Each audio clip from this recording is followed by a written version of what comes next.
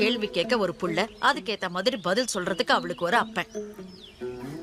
செல்லக்குட்டி, அப்பாவுக்கும் அம்மாவுக்கும் ஒருத்தர் ஒருத்தர் பிடிச்சதால நாங்கள் கல்யாணம் பண்ணிக்கிட்டோம்.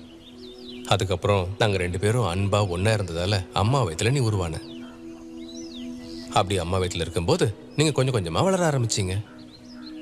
நீ வயிற்றுல உருளும் போது உன் குட்டி குட்டி காலை வச்சு அம்மா வயிற்றுல உதைக்கும் போது அந்த வலியை அம்மா சந்தோஷமா ஏற்றுக்கிட்டு 10 மாதம் உன்னை சுமந்து நல்லபடியாக பெத்தெடுத்தா.